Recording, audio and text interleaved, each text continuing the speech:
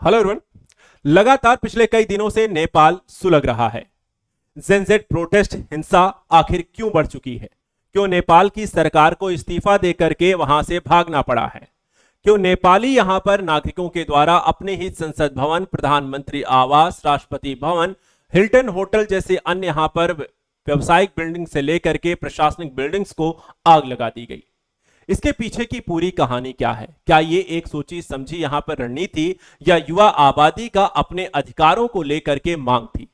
पूरी कहानी आखिर क्या है नेपाल में इस हिंसा के पीछे की कहानी और इस हिंसात्मक यहां पे प्रोटेस्ट को समझिए। देखिए यहां पे हुआ क्या है। इस समय दो तरीके की चीजें हैं।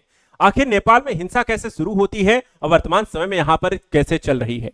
शुरुआत देखा जाए तो यहां पे कोई लीडर सामने नहीं आता है, कोई चेहरा सामने नहीं आता है, लेकिन पूरी पूरी यहां पे नेपाल की युवा आबादी इकट्ठा होती है और सोशल मीडिया पे बॉयकॉट या कहें ट्रेंड को लेकर के जो उस पे यहां पे बैन लगाया गया था उसमें साथ में आकर के सरकार को गिराने को लेकर के एक मुहिम छेड़ देते हैं। मेयर बालेन पर भी यहां पे सवाल उठते हैं, लेकिन मुद्दा यहां पर आता है कि हिंसा इतनी ज्यादा बढ़ जाती है कि सभी लीडरों को एक एक करके इस्तीफा देना पड़ता है और छोड़कर भागना पड़ता है। 3-4 दिनों से हिंसा के बाद कहीं ना कहीं अब जाकर के बात आ रही है सुशीला कार्की की। सुशीला कार्की आज नेपाल के यहां पे अंतरिम पीएम बनने की बातें निकल कर आ रही हैं। जेनजेड ने वर्चुअल मीटिंग में कहा है कि हमने यहां पर मुहर लगा दी है इनके नाम पर। ओली दूसरी तरफ कह रहे हैं कि भारत की सोची समझी साजिश है। तो क्या ऐसा है? पूरी कहानी क्या है, पूरी जानकारी क्या है, वो समझिए। सबसे पहले देखिए यहां पे नेपाल में जो हिंसा है वो शुरू होती है सोशल मीडिया बैन से। सोशल मीडिया बैन की कहानी क्या है? देखिए यहां पे सरकार जो होती है 28 अगस्त को नेपाल की सरकार सभी सोशल मीडिया प्लेटफॉर्म पर 7 दिन में रजिस्ट्रेशन कराने का यहां पर आदेश जारी करती है। सरकार ने तर्क दिया कि रजिस्ट्रेशन के बिना ये प्लेटफॉर्म देश में कोई भी fake ID, hate speech, cyber crime और गलत सूचनाएं फैलाने के लिए इस्तेमाल हो रहे हैं, जिसके कारण देश में यहां पर जो होता है विरोध बढ़ रहा है। ठीक है, ऐसा यहां पर नेपाल की सरकार का कहना है। 2 सितंबर को रजिस्ट्रेशन के लिए सरकार के द्वारा एक समय सीमा तय की गई कि 2 तारीख तक यहां पर सभी को सोशल मीडिया प्लेटफॉर्म को रजिस्ट्रेशन कराना है। 4 सितंबर तक लेकिन यहां पर जब रजिस्ट्रेशन नहीं होते हैं तो फेसबुक, इंस्टाग्राम, यूट्यूब, व्हाट्सएप समेत 25 सोशल मीडिया प्लेटफॉर्म को नेपाल की सरकार बैन कर देती है। और यहीं से शुरू होती है यहां पर जो कहानी नेपाल की हिंसा की। कंपनियों ने रजिस्ट्रेशन क्यों नहीं कराया, इसके पीछे का भी तर्क समझिए। हर कंपनी नेपाल में एक लोकल ऑफिस रखना पड़ता है। गलत कंटेंट हटाने के लिए लोकल अधिकारी को अपॉइंट करना पड़ता है। सभी कानूनी नोटिस का जवाब देना जरूरी हो गया था और अब सरकार के साथ यूजर डेटा शेयर करने का भी नियम भी मानना जरूरी है। छोटे यूजर बेस के लिए कंपनियों को यह सब बहुत ज्यादा खर्चीला लगा और उसके कारण उन्होंने ऐसे रजिस्ट्रेशन कराने से मना कर दिया कि आपकी देश की आबादी बहुत ज्यादा नहीं है, मात्र 4 करोड़ यहां पर लोग हैं और 3-4 करोड़ लोगों के लिए हम यहां पर इतना ज्यादा इन्वेस्टमेंट हमारा बहुत ज्यादा हो जाएगा। नेपाल में देखा जाए सोशल मीडिया यूजर जो है 3 करोड़ है, जिसमें से एक समझ लो 4 करोड़ कुल आबादी का 48% यहां पर एक हिस्सा है। उसके बाद अगर हम देखें तो एक प्रोटेस्ट शुरू होता है नेपो किड वर्सेस सारी चीजों गतिविधियों को लेकर के। एक ट्रेंड चलता है सोशल मीडिया पर जहां पे बॉयकॉट्स को लेकर के काम आती है। कहानी यहां से शुरू होती है, लोग इकट्ठा होना शुरू होते हैं और यहीं से कहानी शुरू होती है नेपाल के प्रोटेस्ट की। नेपाल में देखा जाए तो युवाएं जो होते हैं, एक आंदोलन सिर्फ सोशल मीडिया नहीं बनता है, पिछले कई समय की घटनाएं भी इसके पीछे का रीजन बन जाती हैं। ऐसी 7 बड़े यहां पर रीजन थे जो यहां पे नेपाल में ये प्रोटेस्ट होता है।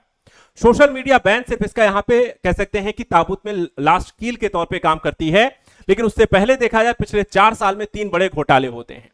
गिरिबंधु भूमि स्वैप 2021 में जो 54,600 करोड़ का था, ओरिएंटल कोऑपरेटिव 2023 में 13,600 करोड़ का, कोऑपरेटिव 2024 में 69,600 करोड़ के यहां पर देखा जाए तो आपको इतने बड़े बड़े स्कैम होते हैं। सियासी अस्थिरता, 5 साल में 3 सरकारें बदल जाती हैं। शेर बहादुर देउबा, पुष्पकमल प्रचंड, केपी ओली आते हैं, लेकिन सरकारें बदलती हैं, लेकिन उसके कारण देश में बेरोजगारी और असमानता भी बढ़ती जाती है। बेरोजगारी दर 10% तक और 20% लोगों के पास आधी से ज्यादा संपत्ति जो होती है लोगों को, उसको लेकर के जिस तरीके से लाइफस्टाइल लोग अपनी अपनी सोशल मीडिया पे डालते हैं, तो वहां पर सवाल होता है कि आखिर इन लोगों के पास पैसा आ कहां से रहा है, हम लोगों के पास तो नहीं है।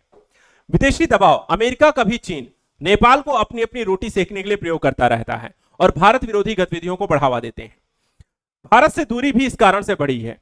लिपुलेख विवाद, चीन से नजदीकी रिश्ते बिगड़ने से आर्थिक दबाव पड़ा, जिससे युवाओं में यहां पर बेचैनी होने लगती है और भाई भतीजावाद भी बढ़ता जाता है। नेताओं ने रिश्तेदारों महत्वपूर्ण पद दे दिए, बच्चे को विदेश यात्राएं भेजे, महंगे ब्रांड यूज करने दिए और पार्टियों से यहां पर युवा जो होता है नाराज हो जाता है, जब उनकी लाइफस्टाइल को देखता है और अपनी लाइफ को यहां पर देखता है कि हमारे लिए यहां पे सरकार कुछ नहीं कर रही है, लेकिन इन सरकार में बैठे जो मुखिया हैं, जो लोग हैं, वो यहां पर उनके बच्चे जो होते हैं उनको पास सारी सुविधाएं हैं, ये सब यहां पर बन जाती है नेपाल में प्रदर्शन और हिंसा का स्वरूप।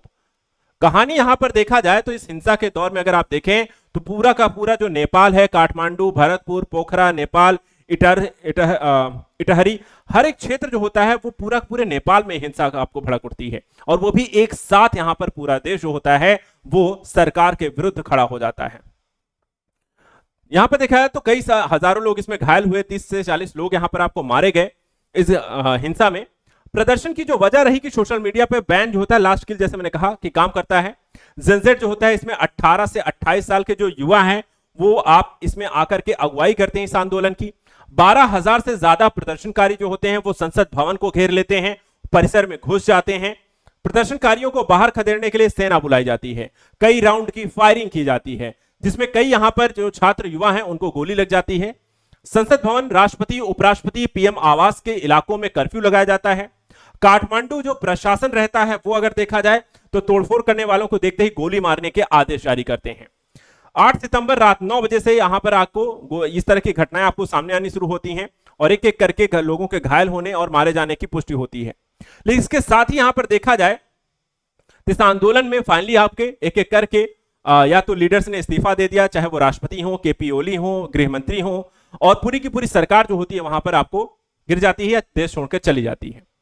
उसके बाद शुरू होता है नेपाल में 3-4 दिन हिंसा के बाद अब नेपाली युवा चाहते हैं अपने लिए एक नई सरकार जो राष्ट्रवादी हो, देश के युवाओं के लिए सोचे, भ्रष्टाचार को कम करे और साथ ही साथ देश को एक बेहतर और स्थिर यहां पर सरकार प्रोवाइड कराए। इसके लिए वहां पर नेपाल में 2 नाम आ रहे हैं। एक है यहां पे बालन शाह का, जो कि काठमांडू के यहां पर मेयर भी हैं। दूसरी तरफ सुशीला कार्की का नाम आ रहा है, जो कि भूतपूर्व यहां पर देखा जाए तो आपके न्यायाधीश भी रह चुकी हैं। अब देखा जाए तो सुशीला कार्की जो है भ्रष्टाचार विरोधी एक शख्सियत रखती हैं, जिसके कारण युवा इनको पसंद करते हैं। 7 जून 1952 को शंकरपुर सलाही में यहां पर इनका जन्म हुआ था। शिक्षा इन्होंने बीएचयू से की है, पॉलिटिकल साइंस से एमए किया है। 2016 में नेपाल की पहली महिला मुख्य न्यायाधीश भी बनी और भ्रष्टाचार के खिलाफ कई बार यहां पे सख्त बयान भी दे चुकी हैं। इस कारण से एक तो इनको पसंद किया जा रहा है। ये अंतरिम सरकार का यहां पर नेतृत्व करेंगी। 6 महीने में सरकार आपको चुनाव कराएगी। अंतरिम सरकार चुनाव कराने के बाद जब नई सरकार का गठन होगा तो नेपाल में एक बार फिर से एक लोकतांत्रिक सरकार यहां पर चुनकर आएगी। लेकिन नेपाल में जो हिंसा हुई उससे सबक लेना है, सबक लेना है सरकार को। ये यहां पर चाहे वो नेपाल हो चाहे बांग्लादेश हो, जहां पर देखा जाए कि लोगों की आवाज नहीं सुनी जा रही है, युवाओं को यहां पर आपको रोजगार के अवसर नहीं दिए जा रहे हैं। ये समझना होगा आपको, क्योंकि यही जनता जो होती है आपको चुन करके लाती है, और इसलिए इस जनता की आवाज अगर आप नहीं सुनेंगे तो आपको ऐसी यहां पर घटनाओं का सामना करना पड़ेगा। तो करंट न्यूज एनालिसिस के तहत आज इतना ही। ऐसे इंपॉर्टेंट टॉपिक्स के लिए आप हमारे साथ लगातार जुड़े रहे। Thank you so much and good luck.